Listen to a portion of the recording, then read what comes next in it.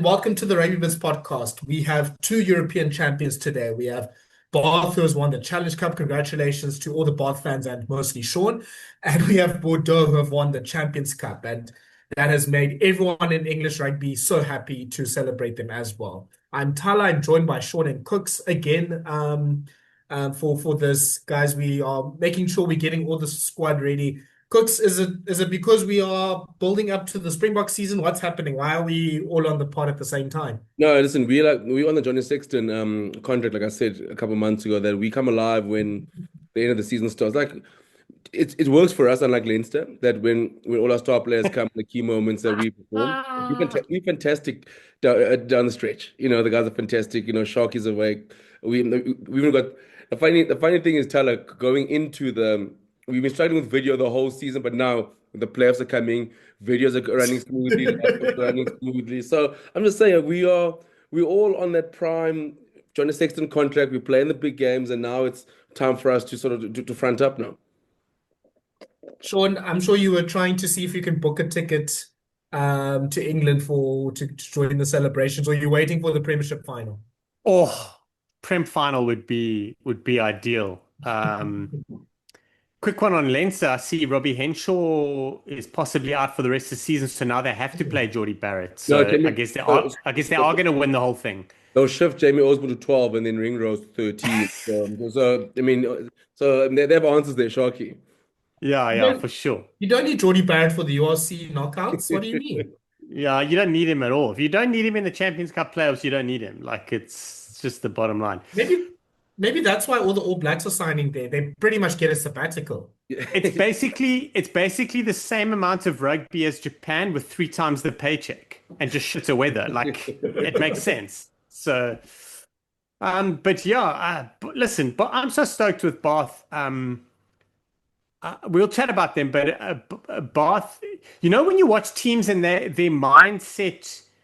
They're playing and they're just operating on a platform where they know things are going to happen. So we saw it a lot with Ireland, and we used to see it a lot with the old All Blacks. We see it a lot with the Springboks, like when they're operating and things may not necessarily be going their way, but they have still got the punch to make their game plan work. Like there's a fine line between it. Like you can kind of squeeze blood out of that stone for only so long, and then you start faltering off if you don't evolve.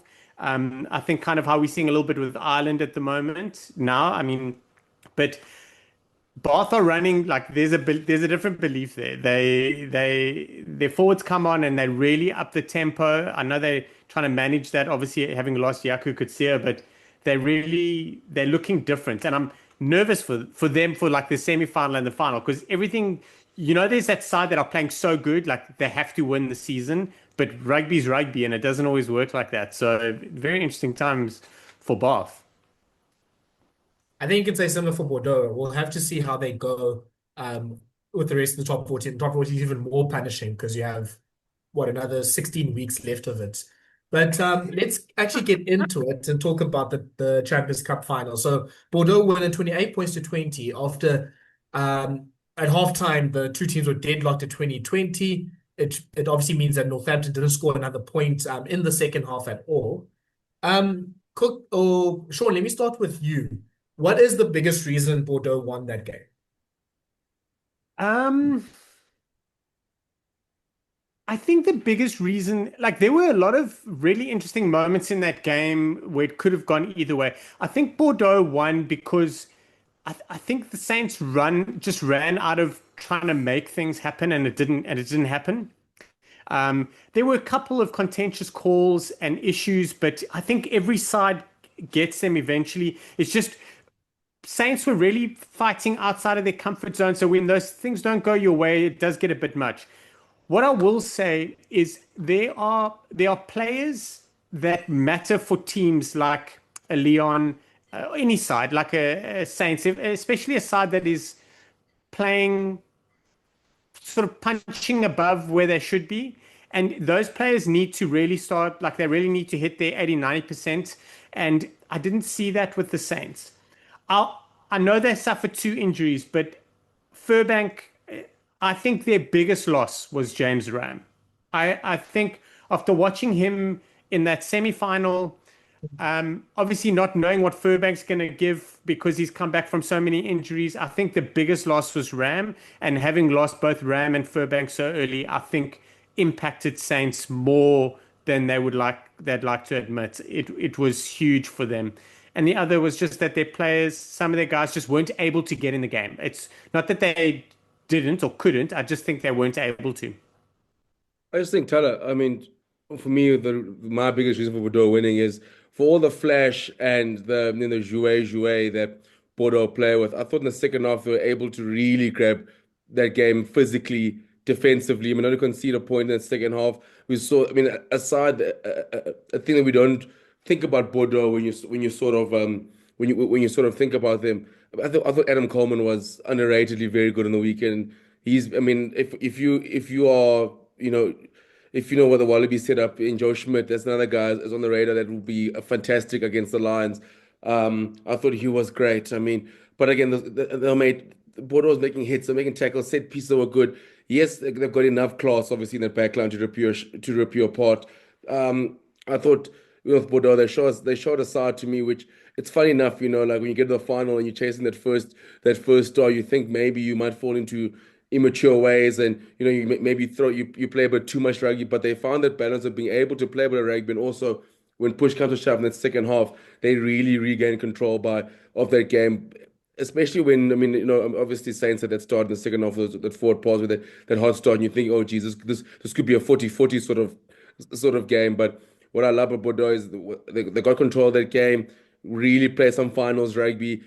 Maxime Lucu was been fantastic for them. I thought he was fantastic again on the weekend. And the amount of work, yes, Jalibert was great as well. But I think Jalibert is allowed to cook because of the control that Maxime Lucu has on that side in the back line with his boot. I thought he's no longer, for me, like in the shadow of like, okay, if Dupont's not there, he's almost becoming his own sort of player. He's not just Dupont's understudy. And now, for me, even without Dupont, France, it still looks strong. And there's still an element that can play now with Lucu, who's playing like Lucu's playing like one of the best nines he's one of the best nines in Europe. I mean, we probably say this season it's probably Lucu, Mitchell, and Gibson Park, and you know what? Gibson Park hasn't hit the levels he hit last season, so probably the best two nines in Europe, and probably were the guys playing on the weekend, and Lucu edged it. So that just shows how he was. But for Bordeaux, I mean, I was really, really impressed with him because he sort of at 2020, I was like, oh, geez, like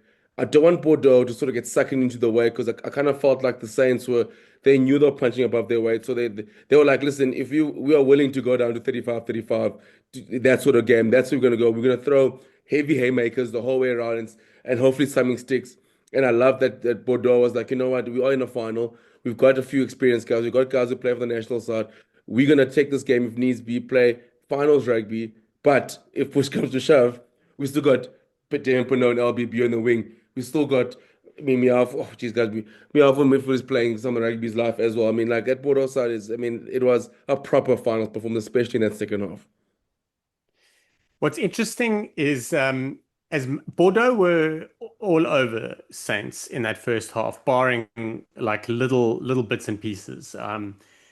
And that try to level things up on halftime was massive. Like I looked at that's the kind of moment that picks a Saints side up, and it's the kind of moment that breaks a Bordeaux side. We've seen that in the past. What happened in that second half and how they overcame dominating, but then going into sheds or level, how they overcame that and played that second half is probably more worrying for a side like Toulouse or anyone that's going to be playing them in the knockouts of the top 14.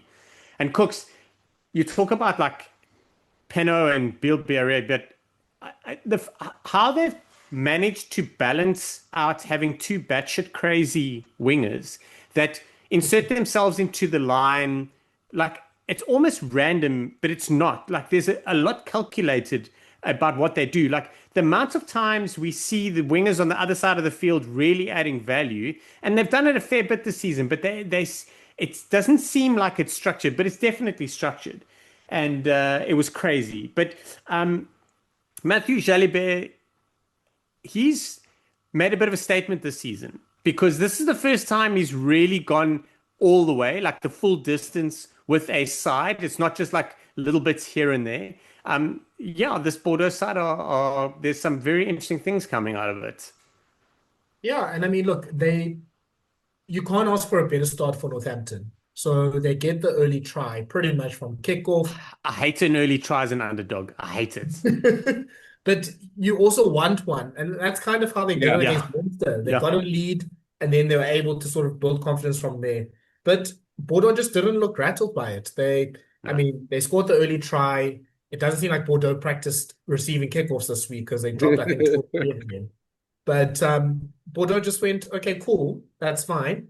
Once they got the ball back, again, a good kick from Lucu gets them into the half. Then they capitalize on the Saints' mistake. Then they're putting pressure on Saints, and all of a sudden they're now by their line, and they obviously get the try from Peno. They were, yeah, maybe it's almost like they've learned from obviously the failings that they've had the last few years, because this Bordeaux side has been knocking on the door in Europe. They were in the semi-final a few years ago, and they lost to La Rochelle. In the top 14, obviously they were the final last year. They've been in and around like the knockouts and the barrage in the top 14 as well. So it seems like everyone has almost put their learnings together, and they're like, okay, this is how we approach a game like this. And I think that first half, yeah, like you said, Shaun, I don't know how they weren't at least 7 points, if not more, ahead, because they had the running of Saints, and they're the ones putting pressure on them.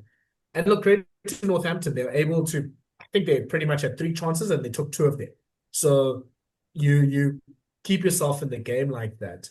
So yeah, let's start with within the first half with the tries they for Bordeaux. I mean, the first try from Peno was just, hands, they get their advantage, they score the try. The other 2 tries were just so lucky as well. I mean, the ball bobbles from Moana, goes backwards. Jalibert steps pretty much the whole of Northampton and then pops it over to Coleman. And then the third try is like a miscued Jalibert kick ahead. And somehow Jalibert just throws a crazy offload to Peno. Like, yeah. Kooks, is that unlucky for Northampton? Is that just being more fortunate, or is that just okay? Northampton also let in a bit of an easy or some easy tries in there. It's also Bordeaux being Bordeaux sometimes, the way they sort of play rugby, that it leads to sometimes like they do get those sort of bounces because, it's funny, like with the French club, like there's certain players like, like when Jalibert picks that ball up for the ball gets knocked on, he's almost more dangerous in that situation than he is actually receiving it from 9 and then attacking the line, because now it's broken play. And then he's got such great feet, he beats one hook and then chaos starts from there. My thing with Bordeaux is, yeah, I mean, there is an element of luck and like, the ball can bounce anyway. What scares me with the likes of Bordeaux is how quickly they come alive when a ball gets bobbled. As soon as there's a little bit of chaos, they almost thrive on that chaos where ball bobbles, or kick doesn't happen, kick it against a player, charge down, they pick up, they beat one player. Their reaction for me from the Bordeaux players to a line break or to a step, or someone makes a bit of a break, someone runs a line.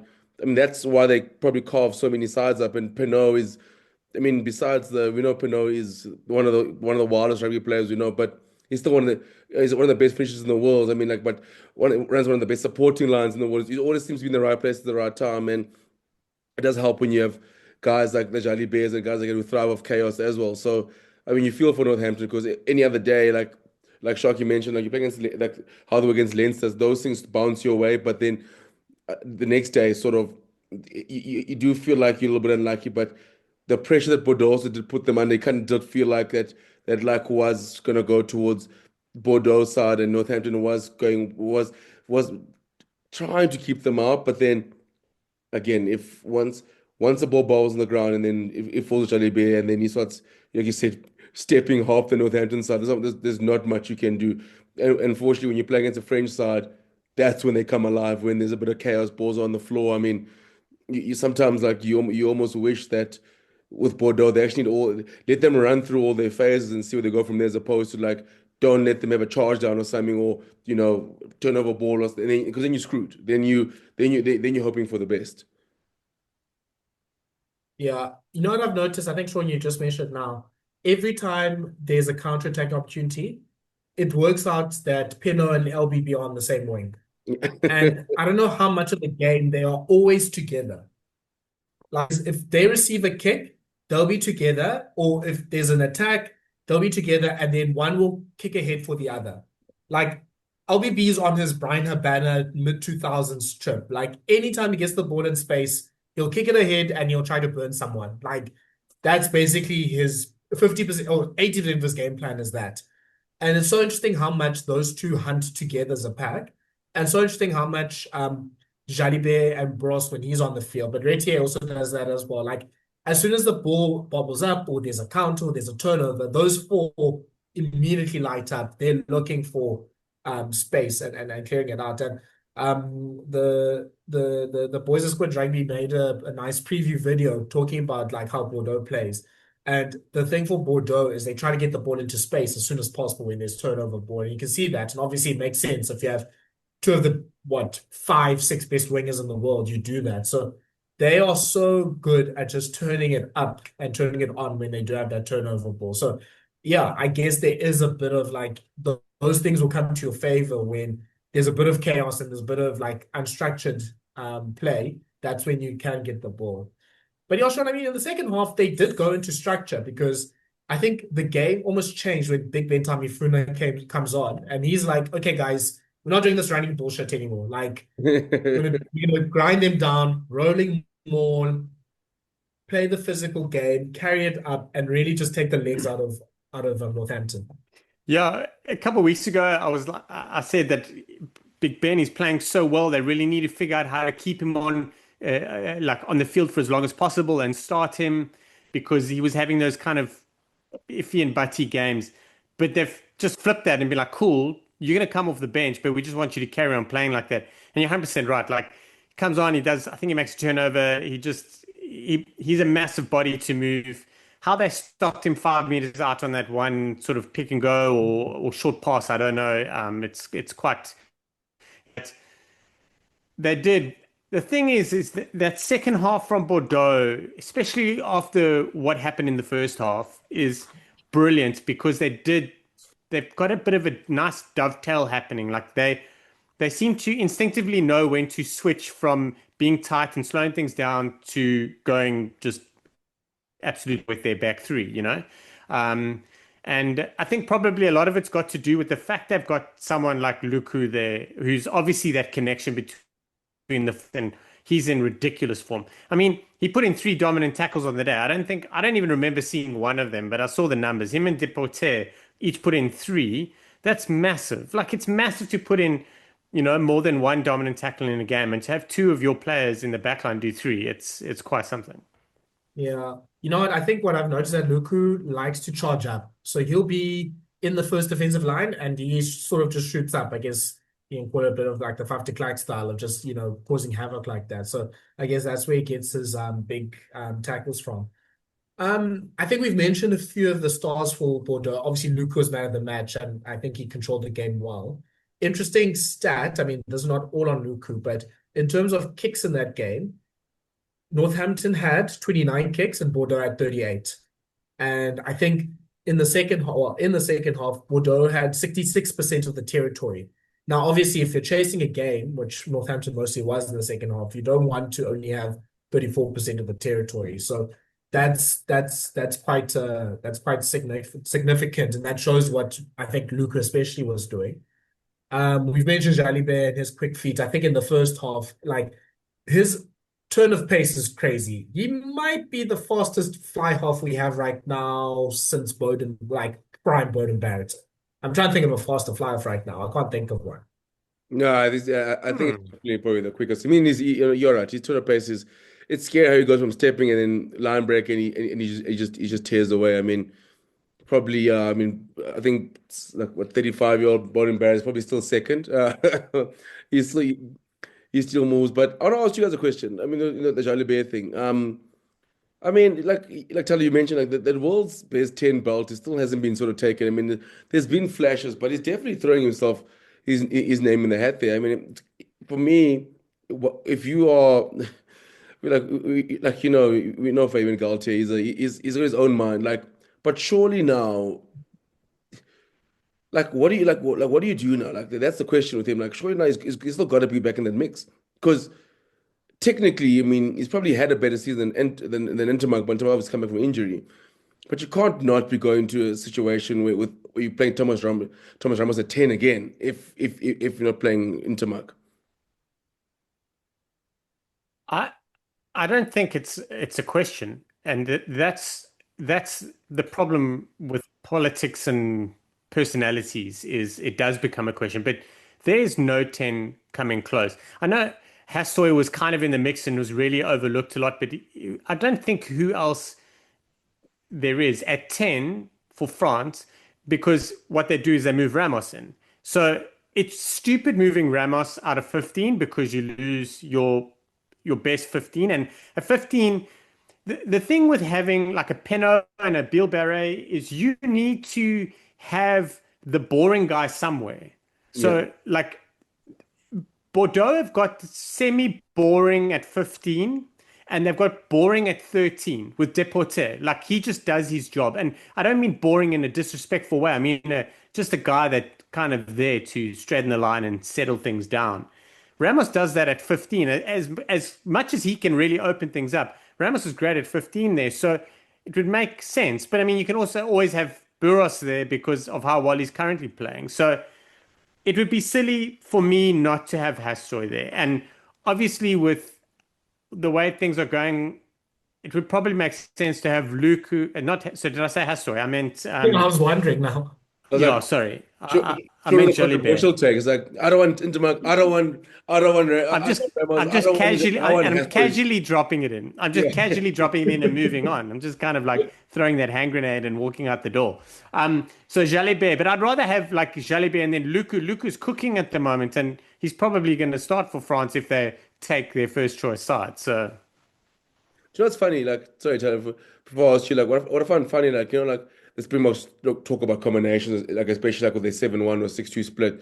It's all combinations, and like France can almost are in a situation where they can do the exact same thing. And with Lucu and Jalibert, like which is hopefully what Fabien Galthie will think is that you can almost create the same thing in your halfback combinations. Yes, obviously maybe Dupont when he might go to false nine again in certain games, and like when he comes back, but like. You can still have a situation where you're having a Lucu and a Jalibert, and you're still having the same combination players who know each other, guys. Pernod and LBB. I've got a relationship with him because you look at that French side now. I mean, like more final probably going to start 12. Listen, I'm not dropping myself, but I mean, I think I'm out the running now. It's been a while.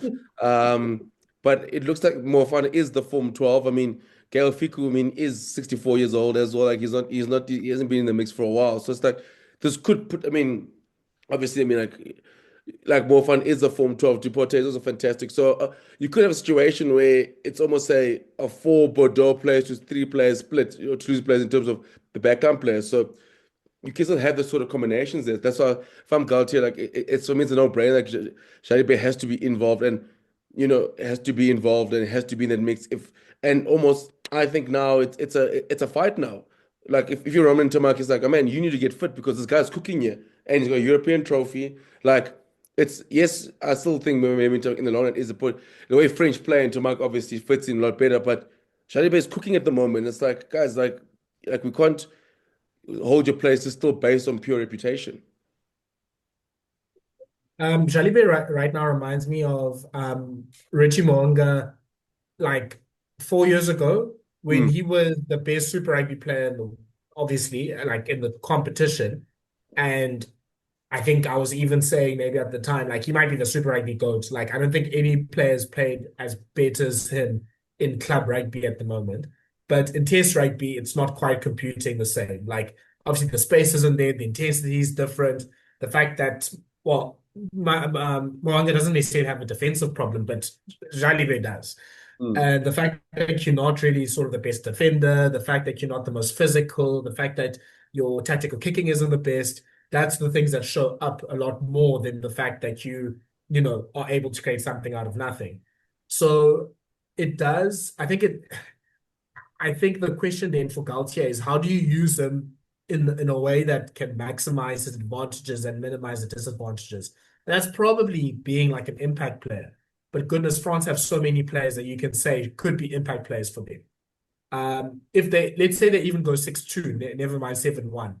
Um, you if we have like the similar backline that they usually have, like you have Deporté, who's a potential impact player, you have Gaeton, who's a potential impact player, you have Atisogbe, you have Barre, you have Burros, you have now Jalibert coming into that mix as well. Like there's so many of those players, and I think the question is for Galtier, and well, the question is for Jalibert is, can you now show that you can do the stuff that you're not necessarily as good at?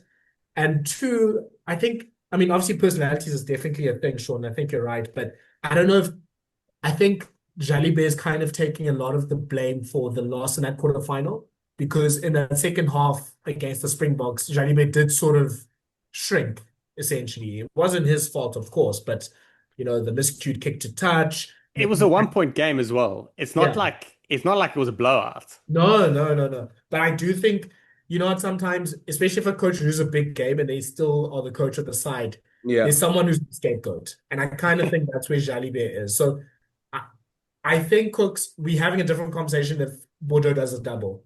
If Bordeaux does a double and they beat Toulouse again in a big match that matters, I think then it's like, okay, Galtier's hands are tied. He has to make room for him in the next competitive game France has if the players don't push their way into the New Zealand tour. But if it's if we go to a Toulouse game and Toulouse, maybe they'll caught out in the game in the Champions Cup semi-final. If now Toulouse has a bit more of a game plan, has some ways to try and stop Bordeaux, and Bordeaux/Jalibert doesn't adapt to it, then it's a different story. But it also helps Jalibert a lot that pretty much I think everyone but him are part of Galtier's plans for the backline. They are either first choice or second choice in that team. So it kind of makes sense that if your scrum half, your centers, your wings, and your fullback are in and around the national team, maybe your flank should go as well. Yeah, like maybe it's not like it's the wing that's missing us. Like let's get the 10 who's in that side. Like maybe like the guy who's feeding them the ball, like let's take him as well. No, he's been like, yeah. I mean, I think it was one of those, similar to, I mean, to an extent, maybe even Finn Russell falls into that mix of like, you're a maverick until you're not. Like, you need to show people and sort of disprove the agenda against you. So winning a trophy, I think, is a big thing, and hopefully that helps Jalibert sort of build his performances going forward. Shaun, yeah, I think we've mentioned quite a few of the UBB players. Anyone else you want to put a spotlight on? No, I think the thing is as a team, they really played well. Like there wasn't one player that didn't do something positive 9 times out of 10. You know what I mean? Like someone may have been anonymous in the first watch, but you have a look at some numbers and you watch it again and you actually look at how much value they added. And that was the thing. Like Pete Samu wasn't the Pete Samu we used to seeing, but he did and got through a hell of a lot of work. You know what I mean? Like he wasn't doing all that crazy stuff. So I think tactically, they are able to change things, but I also think that they have enough IQ in that side that they can manage things on the fly and figure out, cool, this is where we need to tighten up in order to free up somewhere else, because they've got game breakers in the middle of the park and they've got game breakers out wide. So they just need to figure out how to open up something somewhere. And when they figure that out, they will inevitably open up that gap. Yeah. And Cooks, I mean, for me, I would want to highlight probably two of the more unsung players. I think Guido Petty's been getting a bit of, like people are seeing his value. He's been fantastic. And I mean, if you could play him at 7, I think, or at 6 for the national team, I think you could really go far. I think he's just been fantastic in like just getting go forward ball, being a good tackler, doing his work around the field. But Cyril Sozo, I mean, he was man of the match in the last 16 game, I think.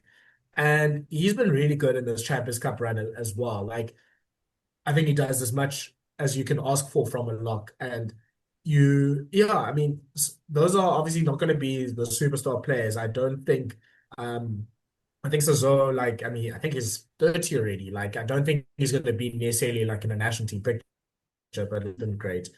Yeah, like you said, Shaun, I don't think there's anyone that you would say had a 6 or 5 out of 10 performance. Everyone was really contributing, and most players, I think, beat their opposition players for Northampton, I think. Yeah. Because also, he made more post-contact meters than anyone else for Bordeaux. Very Mm. interesting. Like, there's so much stuff. Like, I'm looking at the numbers and I'm like, shit, I don't remember seeing it. But I mean, I was also probably caught up in the hype of the final. So maybe I need to just chillax and watch it again. Yeah. Let's get to Northampton and then we can get to some of the spicy stuff. Cooks, Oh, the what is spice. what is the reason Northampton lost this game? No, I just think the I just think they're undermanned. I think obviously losing the likes of Augustus before the game, and you know that was a big loss. And then obviously those three injuries early on, especially like you're losing Ram, you lose Furbank, and obviously Furbank's a bit of a gamble when him come back. And obviously it is a head knock, but like I think that was for me the hard thing is like I just think they were always undermanned. They needed everything to go right the same way it went against Leinster. And I think just Bordeaux were just for me it was more Bordeaux than Northampton actually struggling, but discipline as well. I mean, for them, like things like that, like the penalty count on side, so like they're always up against it, but it did kind of feel like Northampton winning the game, then throwing haymakers, like we're gonna go out swinging, which is what I loved about them. Sharky off air will mention like the likes of like how fantastic Alex Mitchell was, but you could sort of see as the game went on having as well they sort of felt like they ran out of legs, they ran out of momentum, and because now it's you don't have territory, you're trying everything, but from your own half, and you like yes, you may have all the possession, but like Bordeaux is tackling everything that moves. I mean, Bordeaux had 89% tackle success rate, like everything that moves. So like it's for me, I just felt like the orders undermanned, the injuries didn't help, and they were underdogs, and I just think that Bordeaux just did not give them a sniff, especially when it mattered the most in that second half. And I think for me with Northampton, it's so funny. Like you're probably thinking in that second half they could have also maybe sort of gone to a more test match sort of rugby style, but they came in there playing a certain style of rugby and they were going to stick to it, and it kind of in a way kind of played into Bordeaux's hands because those times it felt like Southampton would keep coming on the corner, keep plugging, make a mistake, discipline, and Bordeaux just bombs them back in their own half and go, good luck again, try again. You're like in your mind, like Southampton, like you got the Mitchells and the Finn Smiths, like maybe play rugby down there again, like force it if needs be, force it to be who's going to be bored first, who's going to crack first in the second half in terms of if it's a tactical battle. I think that's the one they lost in the second half, and like Alex Mitchell, for example, it's he was very good, but when you look at like but him and Finn Smith got outplayed by their counterparts, and especially in the second half where tactically Bordeaux just was just too good, and for me, Saints is it was a great effort, but they were not in Bordeaux's class all season, and you could feel that on Saturday as well. Yeah, yeah, this sort of looked like the typical like English versus French side in a Champions Cup match. Like the English side can stay for 50, 60 minutes and their first 15 is fine. But then once the French bench comes on and they can stay the same quality, but the English side, the players that they have coming on aren't at the same level, then, it becomes a bit of a problem. And never mind the early injuries, the disruptions, maybe, a few calls not necessarily going their way. Like it sort of the quality did tell. But yeah, I think I I hate it when like a cup competition is won by a team that is like not doing well in their league. So this, yeah, I think this kind of proves like Northampton obviously have been fantastic. They had a great win against Leinster, and obviously they've been great in the last 2 seasons. But there's another level, and Bordeaux, are able to reach that. Northampton aren't really right now. So I think it does show sort of the lack of quality. And so, like you've said, I think just not that the base players didn't have good games. I think Pollock had a pretty good game. I thought Freeman was really great around the field. Mitchell was great. I think Fitzsmith was directing things quite well. They just weren't that special level. Like if this was the game before the Lion squad announcement, there's less talk of Pollock making the team, even though Pollock had a really good game. He didn't have a superstar game. Yeah. It's that small difference. And I think that's like 10% makes a big difference when you're trying to win as an underdog, which Northampton were. And Shaun, I kind of thought a tighter game would be better for Northampton, but I think I'm wrong. I think a crazy game would have been better. And then whoever sort of scores the last try wins type of game, that would have been better. Like I think something like Harlequins did last year, where it was like 43-41 or whatever the case was. Like you need that sort of game to beat Bordeaux, not sort of a bit more of like a tight test, because this is one team or one of the few teams that Bordeaux can be like, okay, actually, we don't need to do the crazy flash stuff. We can just steamroll you for a little bit. Yeah. You've nailed it when you said like a more like tighter game would have better suited Saints, and even now I'm thinking that's probably what they needed, because it was tight, but it was still so far away. Like it was within touch, but it wasn't. And the wasn't part was every single time something happened, they lost the ball and Lucu just pumped them downfield, or someone else kicked it away. Like there was a scrum, or you make an error and then you give them a penalty and then they kick to the corner and then they maul. And so it was always, the pressure was always on, and it's something that you kind of think is going to break Bordeaux, and it didn't. They didn't look like they were going to break once, and the game was tight. Like you always felt that Saints were a try away from making Bordeaux stress out. But Bordeaux didn't even get stressed out when those moments came close. If you understand what I'm saying, like we've seen Bordeaux, the other side, and they've had a lot of heartbreak to learn. And they've learned. That's one thing that you can't take away. They've learned, they've managed it, they really look good. They just kept, the pressure was constant, even though it was like a 1.5 score kind of a game. There was constant pressure. And like a 1.5 score kind of a game with Augustus on the field, with them not losing Ram and Furbank so early, there's something else happening there. So yeah, it impacted them a lot. But I thought Bordeaux were Champions Cup winning good. Like this wasn't a fluke. They really managed it. It's a kind of game plan that you would have seen them unleashing against Leinster.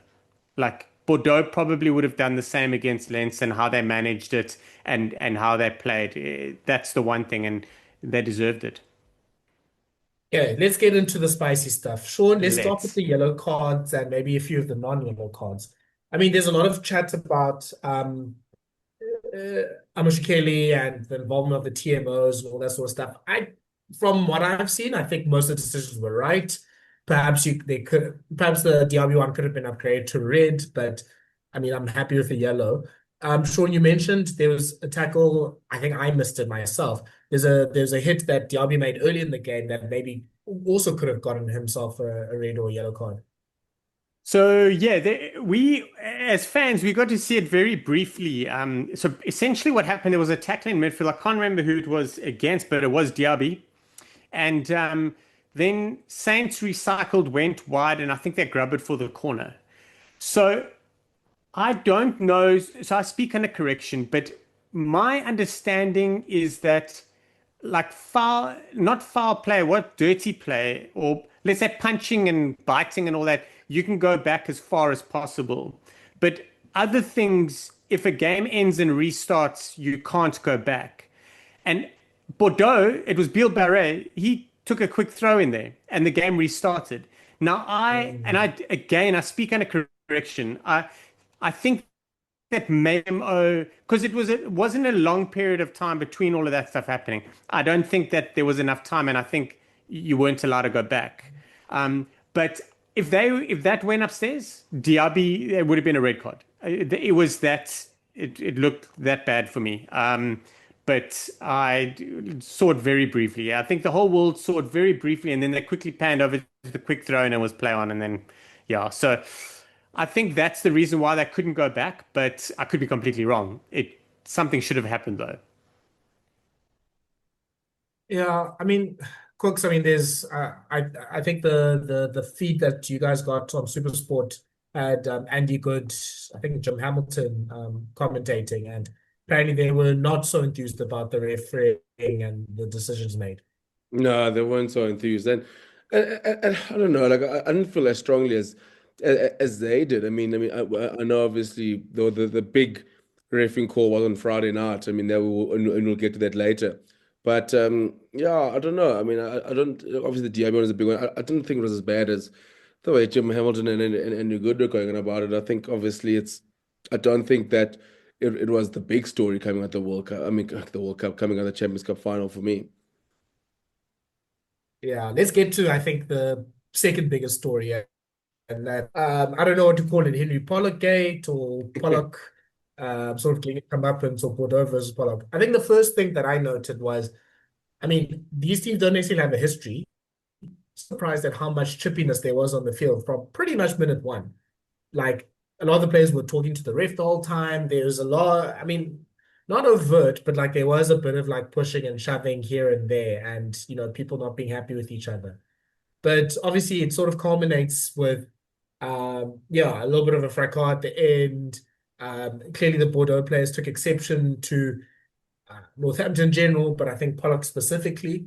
There was comments from, I think Vincent saying they were clearly targeting Pollock the whole time. There's comments from Jalibert saying that they disrespected Bordeaux and called them mercenaries, and they're not mercenaries. Like, and then afterwards in the change room, and obviously English media's all over it. And I mean, we're going through the Henry Pollock or the young English superstar storyline so quickly. Like Pollock is like going through a speed run of the rise, the controversy. I mean, it's not a 4 yet, but like it's crazy that we're already at this point. Like Kooks, I would love to hear, and I mean Shaun after that as well. I'd love to hear your thoughts about all of this. So it's like the bad thing about it for me, the frustrating thing is like obviously coming out of from the English side, it was a lot of them talking about the Polo Gate and how the Bordeaux handled it, and they sort of took away from Bordeaux winning the Champions Cup, which is still the biggest story. And for me, is I love Henry Pollock. I love his game. I love the attitude. I love the way he goes about it. I mean, when he had the disallowed try, telling the crowd to calm down, like which I love all that stuff about him. And it's funny because the rugby is still such a purist game, such a values. Rugby values. Thala. We clean the change room after we play. We don't celebrate. You score the try and you give the ball back to the referee. You run back to the halfway line. Like there's still all those rugby values. So the purists still have that. Like you see on Twitter, like some guys are like, oh, this kid's finally, someone's gonna get to this kid, he's finally gonna someone's gonna get him back, and blah blah. You get those chaps like those chirps like someone's gonna humble him, the game will come crashing down. And I'm like, I fucking love why he is, because the game needs that. Like you need also personalities and attitudes. And yes, sometimes it's not gonna work out. It happens. It's sometimes for me there's an extra chippiness from others, which for me like we never knew there was a Bordeaux and Northampton say so rivalry, but they are hyped up. Now the celebrations about, guys doing the same thing. I'm all in on things like that. I enjoy things like that. I think it adds extra layer to a game, an extra drama to a game where it's not just, a game of rugby. There's layers, it's personal. It's like, I'm going to get him back. Because my thing is, best believe once Henry Pollock goes on top again, it's going to be 10 times worse, because it's like, okay, cool, I'm down now. I'll take it. I don't think it's going to change. I think the game needs the likes of Henry Pollock now. They need someone like that, because rugby is changing. Rugby is changing. You're trying to make it younger. The way the youth now, that's how the society is.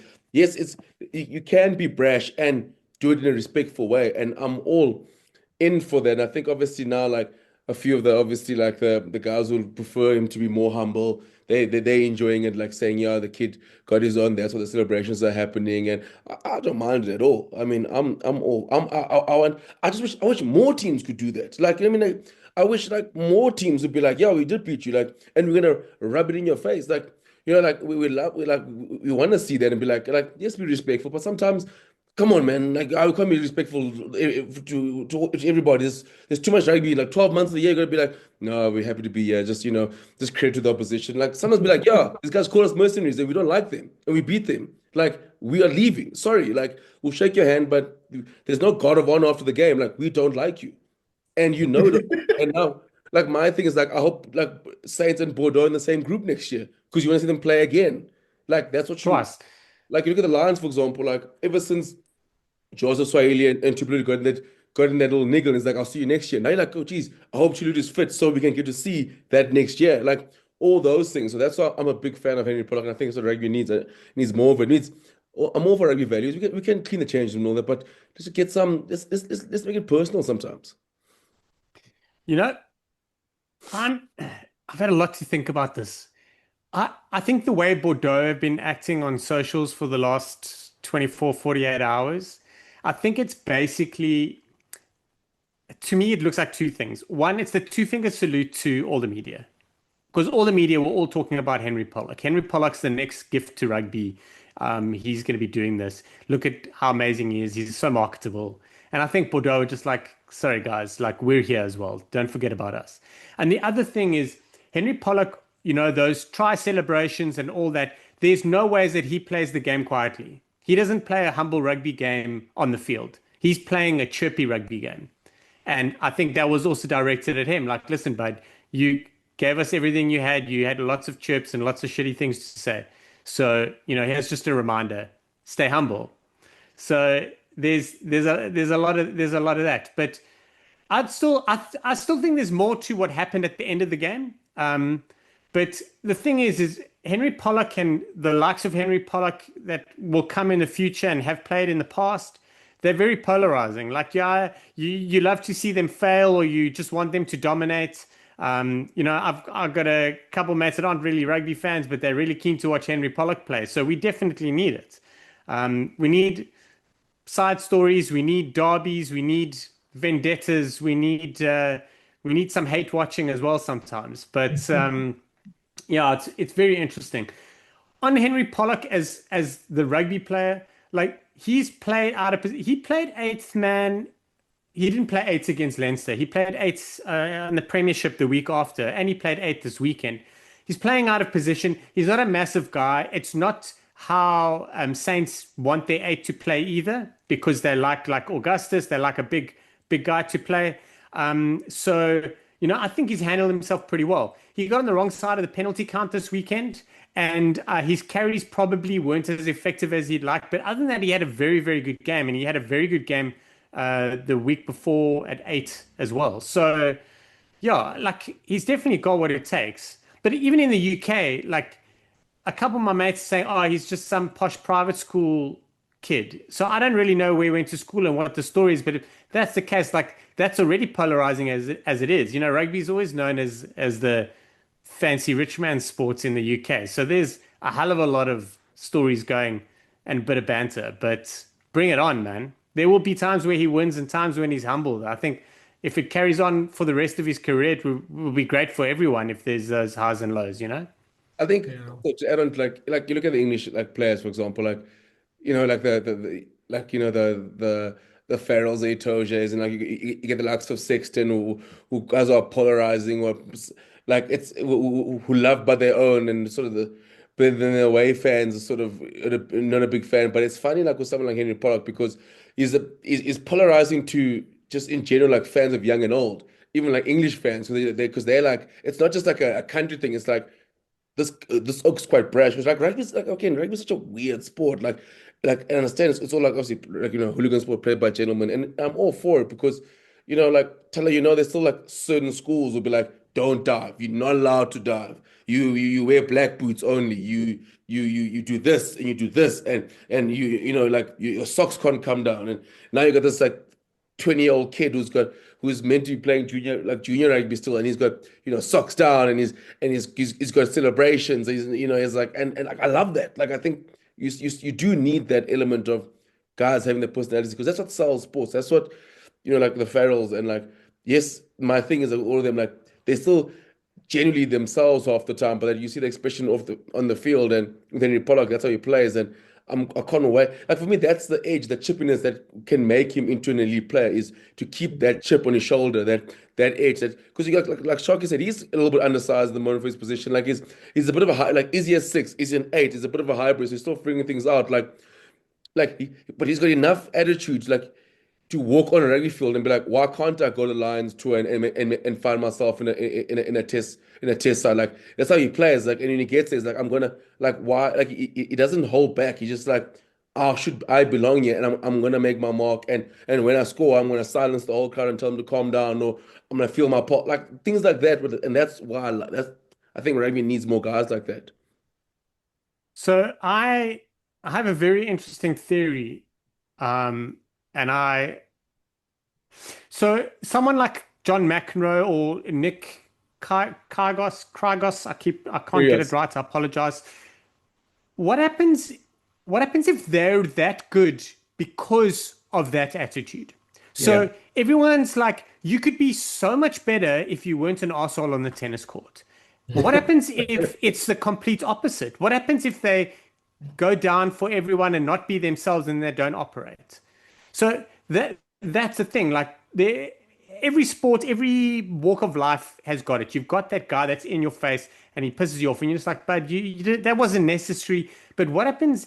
Like that's just Henry Pollock. It's his personality. Like be yourself. We all tell our kids and everyone, just be yourself. Everyone else is taken, be yourself. Though it's being himself, and everyone's like, get rid of this asshole now. Yeah, look, I think my sort of 2 cents on Pollock is this is a child that grew up on the sort of Twitter, TikTok age, Yeah. and he's seeing obviously a lot of like the celebrations. I mean, the 2 interviews I've heard of Pollock, he's talked about how much he's watched football and he wants to emulate like the celebrations in football. And I think he's a Man United fan, clearly, because a lot of his celebrations are sort of Ronaldo or Dalot inspired, whatever the case is. So he wants sort of that attitude and that brashness from football to come into rugby. And obviously, as we've now talked about, the rugby crowd isn't quite ready for that. So there's They then must be ready.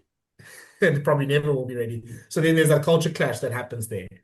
So yeah, I mean, I think I think the bad news for people, maybe not necessarily maybe people much older, but for the people in that sort of like, I guess maybe our age group, guys, I think you have to get used to this. This is going to be how most of these young players are going to be coming through right now. Yeah. Is they're going to put themselves out there. They're going to celebrate. They're going to have like they're going to sort of give it back to the crowd. They're going to sort of cause a story around themselves because I mean, that's how sports and entertainment is going So right it's now. even like a Choja, for example, like when you got, I saw a few things on Twitter when you got announced as captain, obviously came out wearing an earring. I was like, how can a Lions captain walk out like wearing an earring? My guys, it seems like times have changed. So the kids were like, this is a kid, but like so times have changed. Guys like like I saw even like Saracens, for example, they had like their social media team had like the basketball, like had the players as they count the car, like the outfits they're walking in. And I was like, why are they wearing tracksuits? Why are they wearing suits? I'm like, oh, times have changed. Like, just this is what society is like, and when people like we're trying to grow a game and make rugby more accessible to a younger generation. What content and things work is the things they watch, the football sides and basketball sides do. Like that's the sort of content they have, and that's the sort of like the things they have. So that's where rugby is going because it's trying to because it's trying to become a world like a sport where it's just above rugby. It's not just what happens at the front of the field. It's unfortunate and not unfortunate, but this is what comes with it. Like you're gonna have, what did Siya wear to the field today? Like a couple of years time, like what trip is the Sharks players coming out of? There's more social media stuff. There's more. The guys are brands, and the guys don't wear earring when he goes because he wants to express and show himself. And the funny thing is now is like Tell you mentioned like guys want to they're not just rugby players anymore. They're brands. And Yeah. that's the next thing is and guys obviously have like I saw a tweet about Henry Pollock going like he's very upset because he looks like he got punched in the throat, which is not wrong, but he did instigate it. So is it? I'm like, oh man, like we're gonna choose one year. Like how you defend your like so like it's that's where the game's going, and you have to that's where the game's going, and rugby needs to become a global sport. Otherwise, the sport's gonna die. Like we can't have. I'm sorry, like we can't be having the same values. Like I'm all for rugby values, man, got great values, but some of them can stay in. You can watch it when you watch those 1964 Lions documentaries. You can watch. They can stay there. We can reminisce to them there. Like we can keep certain things. Some of it can stay. Like some of it can stay there. Like it's okay. Like I've been many in a school game, touchdown, like, why the kids are always not wearing all black. Was it, sir? They put up better. They make him faster. They orange. Like, come on, man. Like, come on. Like, but 3 years ago now, But that's my words. Also, like, yeah, but I was in school in 2004. Like, we were like, guys, I mean, that's over 20 years ago. Like, sorry. the thing is you're so right. Those gatekeepers are there, like, and it's such a, it's all lip service because everyone wants the change, but then when the change comes, then they resist it. Yeah. So you look at someone like Elton Jantjies. Everyone's like, oh, he's got such a shit haircut. What's he doing? Like, nobody can be themselves. Like, be yourself, but just do it with proper short back and sides, and don't talk funny, and be yourself where we can't see. Hachiva Daimani is another one. Everyone's like, whoa, what you wearing? What you doing? Oh, are you even South African? All this cuck. Like, people, like, they all want to gatekeep, but they bullshit you on the side. They bullshit you. It's papering over the cracks because you're right. That was one of the first things that came on the group, like, oh, he's wearing an earring. I'm like, it's Earl the Pearl. That's what his nickname is. He's always, I've seen him with that earring on many a time. Like, everyone's like, oh, you play for England, so you must dress English. He's like, but it's Nigerian descent. He's like, so that's, and he's always pro, like, the Nigerian descent rugby players and stuff like that. Everyone's like, cool, you can be English, but don't be that English. Like, don't be English that you bring other. It's such a shit show, and it's full of those old farts that are running everything. And it's, I mean, I'm an old fart, but maybe I'm a little bit more progressive. You look at the women's game, for example. It's so much different because like they how embrace the social media. It's the players, for example, as well, because they know, like, for us to grow the game, we almost have to empower ourselves and we have to be different. I saw the USA and the All Blacks players doing like content together, like before the game, but they're like, we'll still do this, but we still play rugby on the weekend. But again, like, oh my gosh, like some of the articles coming out of New Zealand when obviously like Portia Woodman scored 1,000 tries again this weekend, and they thumped the USA side, but everyone was like, oh, Ilona Maher is this big, like the classic rugby old male flippant journalist. Oh, the world's biggest rugby star, Ilona Maher, is like big off the field, on the field. Like, I'm like, guys, why are you hating? Just bring numbers to the game. And now you're bashing her. Like, no one said she's the best rugby player in the world. No one ever said that. She's a star. She had content in the Olympics. All those numbers are going. Now you have an audience of people who are excited to see her play 15s. Guess what? That means there's more people watching the New Zealand, the Black Ferns. That means there's more people going towards the World Cup. It's more eyes. And what I love is the women's game have embraced it. So like all these articles that come out, none of it came from like the female journalists or it's only the male going like, oh, can't believe like the real superstar is making TikToks, but the real goat is the biggest star is like a Portia Woodman, of course. We're like, is Portia Woodman a better player than Ilona Maher? Is that Ilona Maher? Like, is that your conclusion? Like, yeah, we kind of knew that. Like, we got it. Like, but why are you trying to gatekeep? Like, why can't we have both? And the women's rugby side is like, yeah, no one's fighting that, but we're trying to get more views and grow our game. We have a World Cup coming up, so we're embracing social media, and this is who we are. Like, but like the men's side, it's like, yeah, you can do that, but you gotta look a certain way and you gotta win. If you don't win, why are you making TikToks? Like, I'm like, oh. Thala, I'm gonna jump in here quickly. Do you know what's happened in the women's game? Is many moons ago, the old farts were like, oh, it's the women's game, whatever, let them do what they want.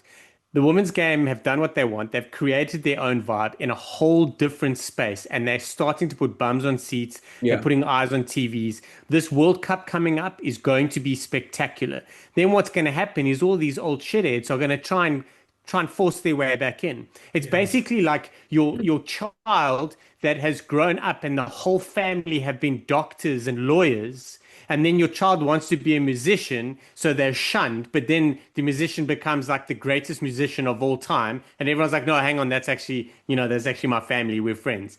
But it maybe it's just a shit analogy, but this is what's happened. The women's game has been allowed to become itself, and it's become itself in such an amazing way. And now everyone's like, whoa, hang on a second. They want to start now inserting themselves into the play. And the women's game is great because it turns around and go, but no, look at all the shit you've done over here. Look at what you've done to the sevens. You've destroyed that. Look what you've done in the men's game. We're fine by ourselves. Thanks very much. Leave us alone. We'll make it work by ourselves. Also, what do you guys want Ilona Maher to do against Portia Woodman and Stacey Yeah. Walker? Like, The smiling assassin. They're like, goodness. Like, I mean, of days. course, I'm like, sorry, like, okay, like, if she played or didn't play, it would be the same result for the USA. Like, cheapers, but like, I don't like, guys. The rugby's. Let's talk about Bath. Let's talk about Finn Russell. this last point, I think we didn't have a chance to record. We didn't talk about this at the time that it happened. Did you guys see the controversy?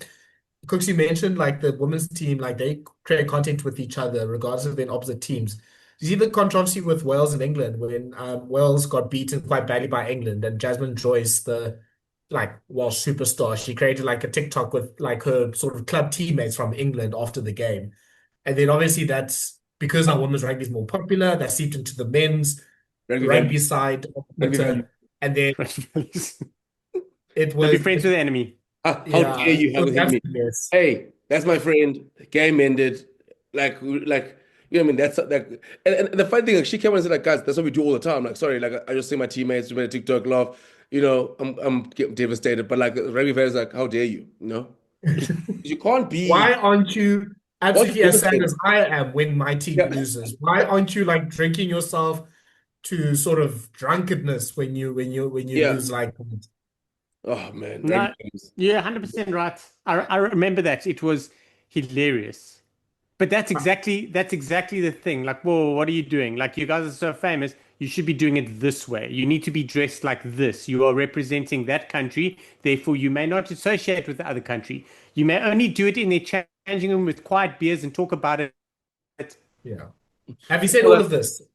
My words is that like the men's sides, they do it this way. I'm like, guys, that's the worst possible thing you can possibly say. Like, they do it this way. You should do it this way as well. They'll be like, no, like this is how we do it, and it's kind of working. And it's I don't know.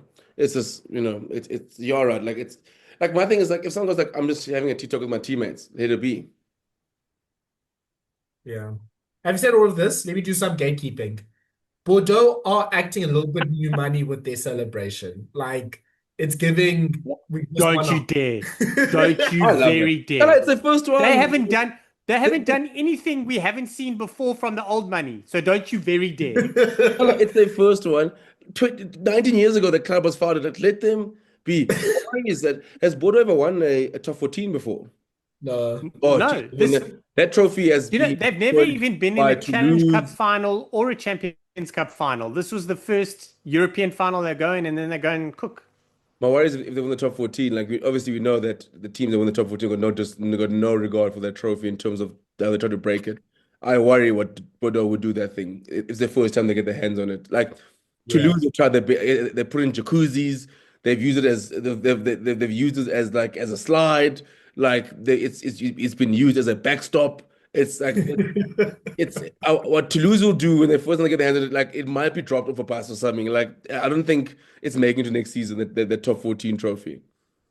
They must be giving them a replica. Like that's the only way this works. You know, No, my it main would be the culprits, my main culprits for Bordeaux. Okay, look, Jalibert's clearly doing his screw the haters tour. I love it for him. Go on with that, King. But I'm just saying, when it's barrage time, if you don't show up and Astoy or Bordeaux or someone shows you up, I'm gonna be the first one to say something. No, Tell you can't. You see, those you guys are Mavericks. You guys are these Mavericks. You tune them when they lose all the time. No, it never shows up in the big game. Then they win a trophy. Then you're like, you have 25 minutes to celebrate this thing and to us haters. And then next week, if you don't show up next week, it's back to square one. You leave Jalibert alone. He's got a trophy. Whatever happens in the barrage, he's got something in the cabinet. You know what? Okay, Cooks, I'll just for you, I'll say nothing. But in terms of protecting the top 14 shield, I think there's two culprits. Damien Pinot, a classic liability. He's gonna do something to that trophy. him and the missing tooth. Oh my gosh. Like every time he celebrates, something happens to that man. And Big Ben Tameifuna, like he looks like such a don with his Tongan flag and the cigar in some of the celebration videos. Like I mean, yeah, I think I'm sure we've done it as a first phase before, but in terms of rugby players you want to have a night out with, he must be high up there.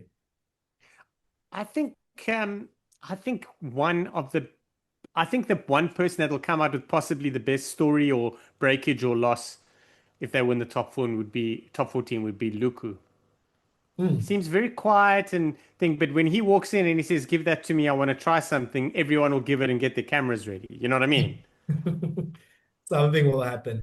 Also, I think, just last point on this, big shout out to Heine Adams. Now he's also a Champions Cup winning assistant coach as well. He's been at UBB for a very long time. At least a decade now. If Yeah. I'm not mistaken, he retired there and then he went straight into coaching. Yeah. And he's been very quietly there during this whole period, eh? Like his skills in attack or skills, I'm not sure, but he's been involved with that team through this whole journey. That's incredible. Yeah. So he joins Gauthiersteen Cup as big assistant coaches for these French teams right now. Let's talk Bath and Lyon. I think that was a different type of game. I mean, I think Bath was clearly the better side. They seemed like they were able to put a bit of distance on Lyon. Should we start with the controversy? Then we can celebrate Bath afterwards since we're on a roll with that. Yeah. Shaun, I think the controversy is probably the big one. I mean, like it's a red card. Like it's a red card. It's a stone cold red card. And the frustrating thing is, I think obviously I mean, you're not saying Bath didn't deserve to have the win, and but it's a red card. I mean, that's I couldn't for the life of me understand how that was not given a red card. Like it's this is what makes me worry. Like like even a stupid 20-minute red card, like as they have like this thing again, like like you hear things like we go like up in the final, like you don't want players going off the field, like fuck, like that's other things that hold back rugby as well. It's things like that. I hate today. Like it's things like that where like and then that pops into the saying, and I feel bad for her, David. So I mean, it's a big final for her, and it's a big step up, and then and she's a great referee, and then like you don't want that to be the lasting image of the sort of her first final and a European final, where she's worked deservedly to get that game, and you want that to be the last image. 'Cause it's funny because like like certain riffs, and sometimes you do they're human, right? Sometimes their thinking does fall in like okay, you look for like mitigating factors, and you like and you think to yourself like I don't want to send someone off in a final, like you don't want to put an imprint in the game, but you're like sometimes you're like hey, if it's foul play, it's foul play, and the Underhill one was as red can be. It's this whole like, oh, you don't want to have a final or you don't want a test match for 14 versus 15. I couldn't give a continental, then scrap all the laws. Who gives a shit? Like there are laws there to do things, but then the law comes into play too early in the game and you're like, no, let's just forget about it. Then it doesn't matter. Then the whole game's about catch up and the whole game's about what ifs and all that. That is the most stone cold red. I'm saying it now that Underhill will not be available for Bath for maybe the rest of the season. That has to, I haven't heard anything, but that has to be cited. That is a red card offense and it fits into the citing category. And I think he's going to get probably a 3-week ban. But yeah, it's a stone cold red. Like just one of those things, man. It didn't happen. It should have. yeah, on to Bath though, Shaun. I mean, yeah, I'll let you have this. Like in terms of just players coming up and standing up, yeah, people want to highlight, but I think it was more just generally Bath.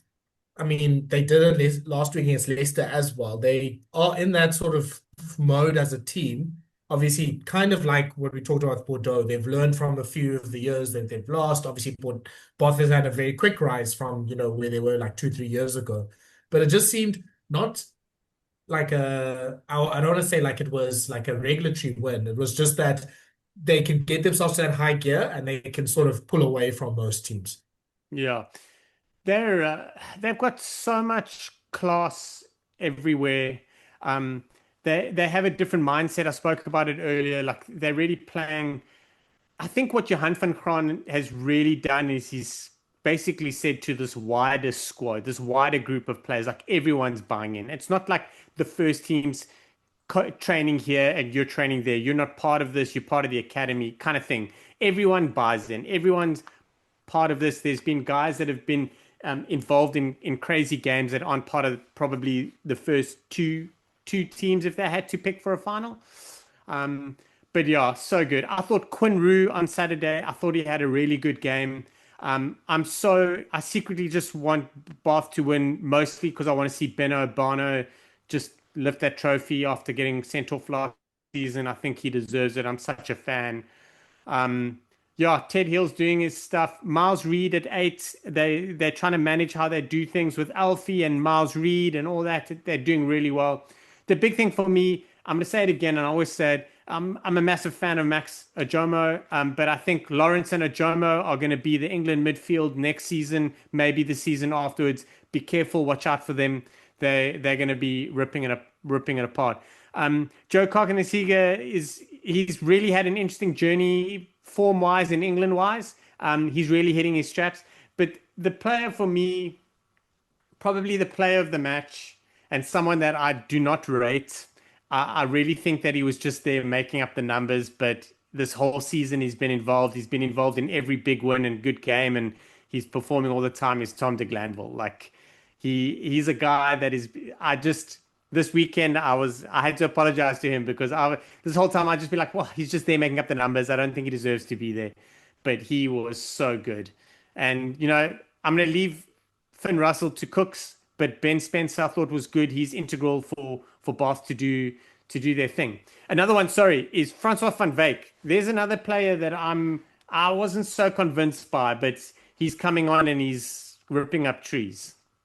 Yeah, it's great that they have both Van Wyk and Du Toit coming on in the second half. Like Bath might have, I mean, the Sharks are probably up there, but Bath might have the deepest prop like squad or rotation in club rugby right now. I mean, you're starting with Obana and Will Stewart, and Will Stewart, like we said, was probably the best. Stewart's playing well. Yeah. He was the best tight in the Six Nations. I think he's the Lion starter right now.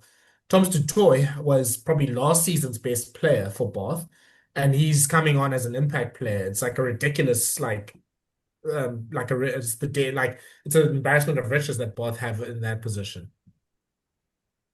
Yeah, Oh, no, sorry, go on, Sean.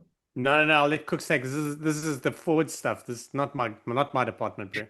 No, it is. It is. And my thing is for them, for Bath is you can see the difference is made now in European competitions, and obviously the Premiership is having that proper depth at prop forward. I mean, we speak about it. You're not going to go deep in Europe if you don't have any depth, and you're just not. And Bath has got the massive quality and depth. It's not about like if you can put your player of the year and the best player in the Premiership last year on the bench, and doing so because the guy in front of him is just as good. You're doing well for yourself. So I mean, Bath. I mean, like I should not talk about Johan van Graan quickly. I mean, you come in taking a side that's fighting relegation.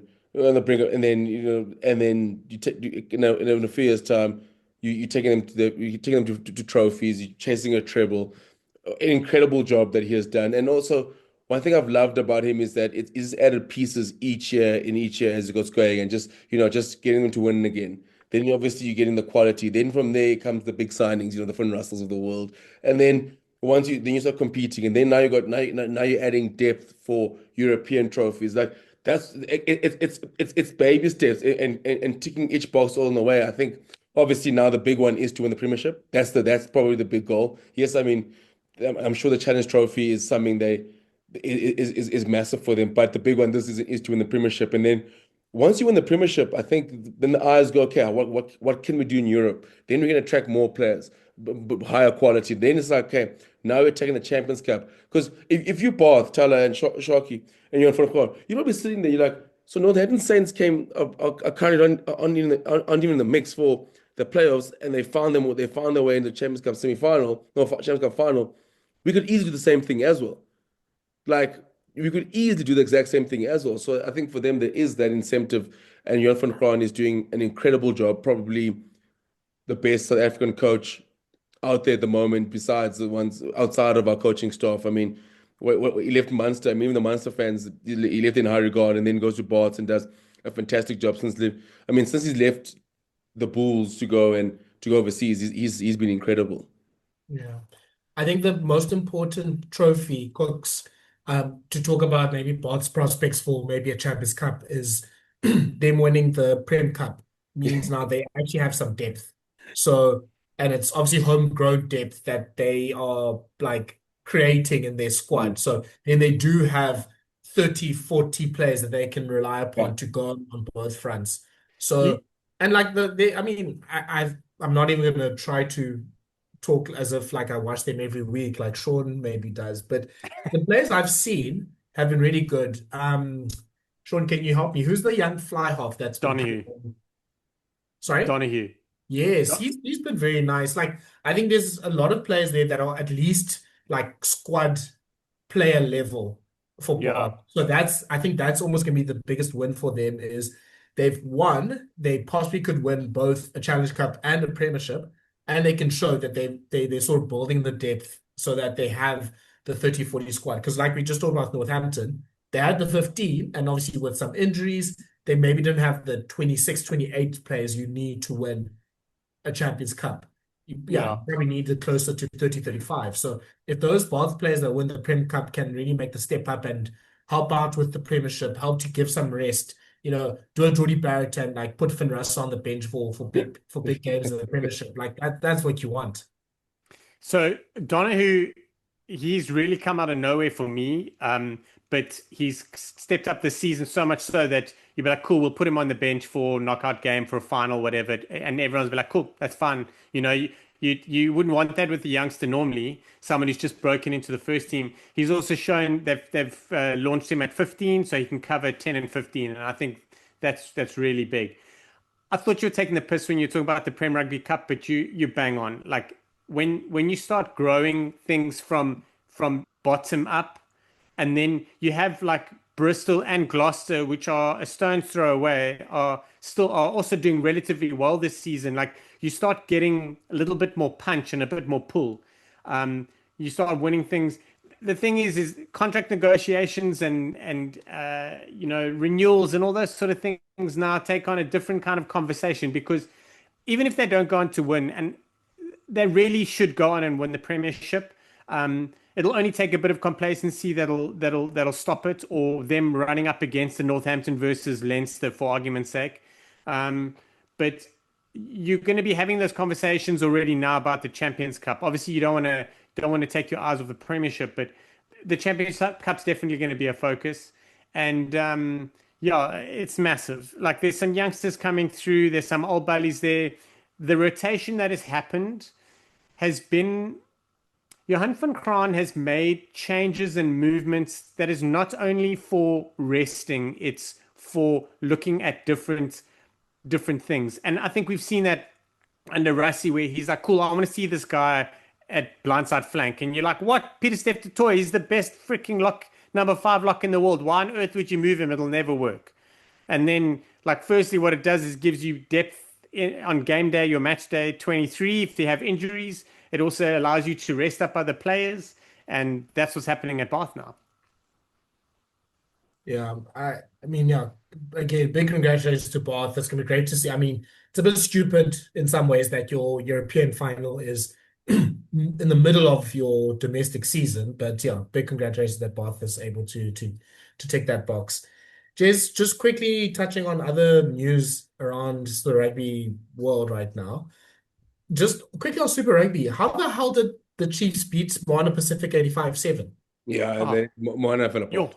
They like as Stephen A. Smith says about what can go wrong did go wrong, and everything went all wrong. For Moana, sheep is like that's the textbook, the highs and low of rugby, because they're on the highest of highs of the Blues game and on the lowest of lows. It's that game, there's that one game this season where you're like, it's cool, don't worry, we'll just come to training on Monday and forget about last week. And also the problem is the Chiefs are the one side that you just don't want to have to fall apart against. I mean, but the Chiefs are very good as well. I just want to say I didn't have one Chiefs player in my fantasy team, not one. I also would like to say that my captain was injured in the warm-up. Can't even remember who he was. So yeah. Also, Ben Smith is it's the SA It's villain loud, eh? is back. He's already stirring. So obviously, someone had made it. Some African fan had made a dig and saying Peter Stephen It was brilliant. would never lose by 80 points to the Chiefs, and then Ben Smith found an old team sheet of Peter Stephen with the Stormers and they lost by 60 points. When the Chiefs put on 60 points, they in the quarterfinal. It's like in baseball, it's like, well, 65 points in a knockout game is more than enough. And he found Peter Stephen's name there. I was like, you want to poke the bear? You want to? And what I love the most is like, it's already like, I'm like, all I'm saying is Ben Smith's back. Oh, he's lurking around in these streets, Thala. He's back. He's back here. He's back again, my guy, trolling, doing his best. And again, guys, and I know people get upset about it, but he is the greatest troll in rugby because results and don't stop him. Like the Boks have been over twice in a row. It's like, I don't care. I'm still gonna troll because in 2014 you didn't beat us. You may beat us last year, but you didn't beat us in 2014. So I'm gonna keep trolling about other stuff. Like I'm gonna troll you about the baby Boks because we beat them. Like I won't troll you about the main side. Like that's what a good troll is for me. Like because remember, it's all agenda and no facts. No, That's a great troll. fully. That's brilliant. Well done, Ben Smith. You setting the standard for that. I just want to say that side that he highlighted, it was Peter Steph du Toit at 5. It was Kulisi, Yeben at 4. Yeben, Peter Kitsi. Steph, Kulisi, Skulkberger at 8. Jeez. That was a good Yeah, it was very good it was Stormers handy. side. Yeah, very good. And they're playing Newland as well. Yeah, they got pumped. Who the hell did they lose to like that? Was it the Chiefs? Chiefs. Chiefs, yeah. It was exactly the Chiefs who they said Peter Steph wouldn't lose. I think it's in the Guys, quarterfinal. you need to come. Look, this is why I was offering this last year on Twitter. If you want someone to push an agenda, I'm more than happy to do it because I would have not had that as my angle of attack. I would have, you must limit it. Like, in basketball, Cooks, I mean, I'm sure you've seen it when they say this player has the record for the most points on a Tuesday afternoon Yeah. after Martin Luther King's birthday and all that sort Yeah. of stuff. You need that sort of, you have to be so specific that there's no room for error for Ben Yeah. Smith. No, but the thing is like, but my thing is, what I do love is, I mean, again, my classic is like, look at the comments and people just so fall apart. And I love the fact that like even years later, people still are falling in this thing and they're getting upset. And I'm like, guys, come on, surely by now you can't still be getting upset at this. The man is a snowball, man. Like it's like that snowball that's rolling down the hill, and then it just gets bigger and bigger and bigger, and then like eventually it'll hit the wall and just disappear for the whole of summer. But then come winter again, and someone's like, "Oh, Peter Steph won't lose to the Chiefs," and he's like, blah, blah, blah, blah. Yeah, I'm sure now the question is whether Antoine Dupont will come to captain Moana Pasifika next season. Just on the Super Rugby, so it's their last weekend next week. It's pretty much all guns blazing for the 6th place spot because Moana Pasifika, the Waratahs, and the Blues are almost neck and neck, and the Blues and the Waratahs are facing each other, which is amazing. So well done to the fixture makers. I for hope so. that. Healy's back. I really hope so. I don't think he will be, but Doesn't he have a chip on his jaw? Yeah, So man. Come I on, think Haley. We want to think win a game like this.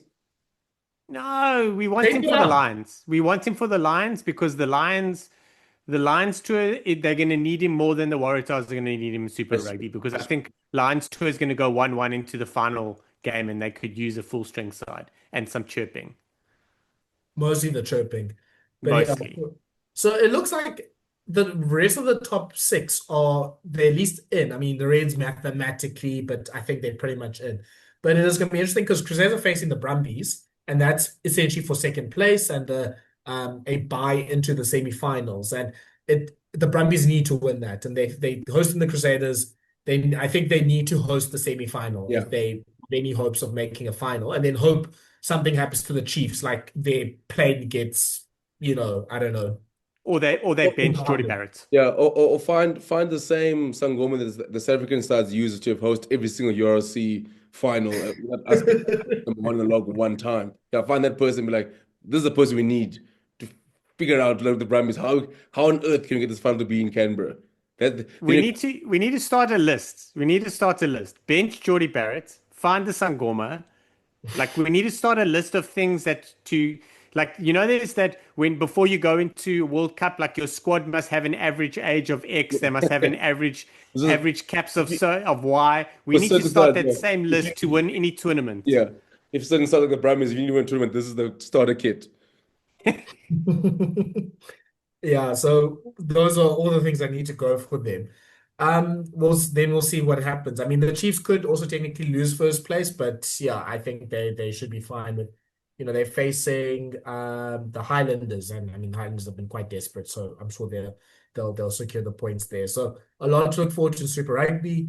Premiership was doing their last weekend. I think we've talked about sort of their playoff battles and everything, so that's going to be interesting to follow. Let's see how it shakes up between the likes of Tigers and and Bristol and Gloucester and Saracens are all sort of in the mix there. The Pro D2 is doing their playoffs right now, so that's also getting going now, and we'll see how that shakes up. Like, yeah, you look everywhere. Never mind that the URC is now getting to the quarterfinals. I think the big news from this week has been the Damien Willemse disciplinary hearing. He's officially now out for the Stormers Glasgow quarterfinal. Kooks, if I would say the game was maybe a 60-40 to Glasgow then, is it now like a 70-30 with no Damien Willemse? Yeah, I think it's probably 75-25, to be honest with you, Thala. I think they were always up against it against Glasgow away from home, but now losing Damien Willemse. I think it's sort of game where, I think the Stormers, to be fair, at 75-25, they'll take those odds. They do love having a chip on their shoulder, and I think, but for me, the Stormers they needed all their weapons, all their guys, Damien there, Sasha, Marnie, everyone there, because I know last year when they went up there, they got blown away in that wind and rain, horrific conditions, and hopefully the weather will be better this weekend. So if we do get in a shootout, you want to have the guys at the ballers there ready to go. But yeah, now they're really up against it now. Now, I think Ringo was posting about this. Like, it seems like every match disciplinary hearing has ended with a 3-week ban for players. Like, that seems to be the magic number for disciplinary hearings right now. Like, yeah, the last few years, it seems like, I mean, obviously this came out with also the news of the 20-minute red card seems to be now being made official. Shaun, I mean, you've really had a bit of a rant about that. And yeah, I think everyone except for the imaginary rugby league fans that rugby is trying to attract is unhappy about this decision. The one thing, so Jamie Wall on Twitter, he's obviously very, very pro the 20-minute red card. So he was dropping a little bit of like spice on things. I think it was for the Underhill yellow card. But what he did say, and I agree with totally, was if only there was a way for them not to make the decision on the field and make the decision off field, which I agree totally. I think the one thing we can all agree is that like that off-field bunker is something that we'd really like, but not for a 20-minute red card, but an off-field bunker, 8 minutes to make the right decision, whether it's yellow or red. I support that 100%. 20-minute red cards, not so much. On the topic of World Rugby and how they're messing up our game, we spoke about it a little while ago about Ireland dropping their sevens. Well, Great Britain have just now downgraded their sevens. So yeah, the nothing is coming, and the nothing is World Rugby. IPL sevens, guys. That's the bus I'm on. Just keep the franchises going. I don't know who. I don't know. Are they New Zealand? They're starting something in India. I mean, yeah, there is that tournament in India. I think DJ Forbes and Gordon Titchens and those sort of people are all involved with it. DJ, what a legend. I reckon that guy could still do a job in like real sevens.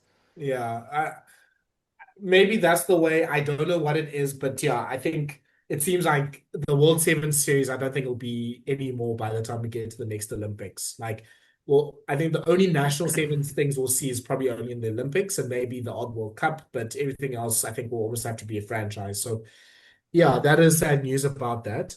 I think the other bit of news I wanted to talk about, with we've talked about like the 20-minute red card and like the banning and all that sort of stuff.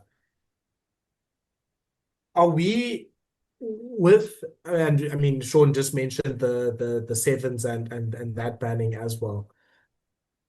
Oh, and I just lost my train of thought. What was I was going to be talking about? But yeah, okay. Let me just let that train go. Basically, Tell her, my bad, y'all. tell her just ran the ball out of touch for no reason. Like we're like waiting, you see the ball, like you started to snipe and just ran out of touch. Like, okay, so I guess we're having a line out now. Defending. Thanks, Taylor. I feel like Ben Young's in the World Cup final. Just threw the ball into touch, just for no reason, basically. Or diving for the try line and it's the 5 meter. Yeah. That's happened to me in real life, actually. That was very funny. We many moons ago we were a little bit of battle for relegation and we were playing away, and we were in a bit of a tight game. And Albani, blindside flanker, freaking man, he was just the strongest man ever. Grabs the ball, breakaway, runs and dives over the dead ball line to score. Oh no. So he couldn't even recycle play. We ended up winning the game, thankfully, but he bought everyone beers. No, that is fantastic. I think then the main thing then is we obviously need to come back later in the week, hopefully, and we'll try to do a preview for the quarterfinals. And once we see what all the team news is, and we'll see what Leinster are going to do against Scarlets. We have Bulls hosting Edinburgh. We have the Sharks hosting Munster, and that sort of, you know, I don't know what you call it, a mid-off, like both teams like just trying to show that they're not the worst like off form or under-delivering team in the URC. And then the Storm is traveling to Glasgow. Like there's gonna be a lot to look forward to. Yeah, there's obviously all of the other competitions, they're all heading to an end. Like there's the underrated part of the rugby season. Yeah. Like when all the competitions are all sort of finalizing at the same time. I mean, the top 14 will still go on, don't worry about that. But like everything is sort of coming to a head like in these next few weeks. It's the Johnny Sexton block. Yeah. June's become a really sort of in May, June, like a really fun time for rugby because you go last like May now it's the last bit of last round and both you're starting early in knockouts and then the rewards after all of that is international rugby. Like and the nice thing I think the Lions play like the Boks play the 28th of June. Lions, I think the Lions play the same time against Argentina. So the nice thing is now is I think most finals are like the 14th, you get a break and then straight into some Lions stuff and Boks play, obviously Barbarians. Oh, what a treat for the next few months. Kooks, have you been able to afford the Boks Barbarians tickets? No, I mean I haven't yet. Because I got a fly to Cape Town, so that's also the R500 million, and I gotta get accommodation in Cape Town. That's another. So it's basically the trip would cost me 2.5 million rand for me to get down there. But I should R500,000 to buy clothes to stay warm because I should go down. Baltic, yeah, bro. Well, funnily enough, actually, like I'm going to London for the World Test Championship for the Watch Approaches, and so a mate of mine says to me, like, listen, if the game ends in 3 days, it's Wednesday, Thursday, Friday, we should get tickets to watch the Guinness the Premiership final on a Saturday. So I was like, this is a massive gamble. I was like, if we can now, you're like hoping the Proteas win in 3 days, like this game. You're obviously going to invite. If you watch Bath before me, there's going to be shit. I'm just going. What I'll do is shock is I'll watch Finn Russell and not look at the other 23 players. Just you just look at the dark brown of his shirt, not the white. Just look at the not the dark brown, the dark blue. Scotland. Oh no, you've lost the Twickenham again. Oops. Yeah, Kooks, we will need definitely some updates about how your travels go. Thank you so much for listening to another episode of the Rugby Bits podcast. Please follow us on all of our social media channels. Follow us for any of the rugby updates and news. You might find out what is the rugby news that I had in my mind that I lost during the course of the podcast, but we'll see about that later. And yeah, follow us on our podcast platforms, like, share, and subscribe. The podcast, share it with a mate. Make sure that the rugby gospel is being shared out wide. Please don't be that person. I mean, the big message from this podcast is don't be that person that hates on Henry Pollock and also wants characters in the game. And don't be that old fart that is trying to put these players down. Maybe sometimes you could be like I was, but yeah, don't do that. And yeah, enjoy the rugby, enjoy the next few weeks of rugby, of all the competitions coming to a head, and we'll see you next week. Bye-bye. Cheers, guys.